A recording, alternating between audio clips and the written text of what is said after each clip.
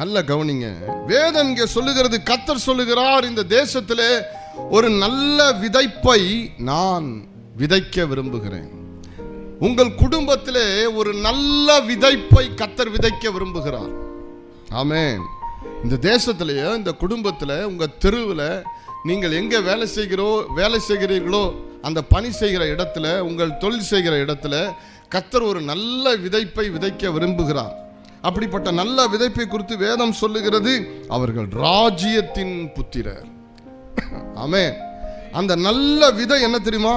இந்த உலகத்தில், இந்த உலகம் என்கிற அந்த நிலத்தில் கர்த்தர் விதைக்க போகிற நல்ல விதை ராஜ்யத்தின் புத்திரர். ஆமென். ஹல்லேலூயா. ஆமென். ராஜ்யத்தின் புத்திரர்களை தேவன் இந்த தேசத்தில் விதைக்க போகிறார். ராஜ்யத்தின் புத்திரரை கர்த்தர் ஒரு குடும்பத்தில் விதைக்க போறார்.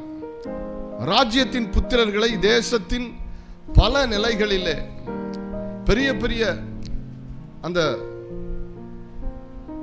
டிசிஷன் மேக்கிங்ல இருக்கக்கூடிய இடத்துல கர்த்தர் விதைக்க போறாரு. மிடில் லெவல்ல கர்த்தர் விதைக்க போறாரு. லோ லெவல்ல கர்த்தர் விதைக்க போறாரு. ராஜ்யத்தின் புத்திரர்கள் தான் தேவன் விதைப்புக்கென்று வைத்திருக்கக்கூடிய நல்ல விதைகள் என்று வேதம் சொல்லுகிறது.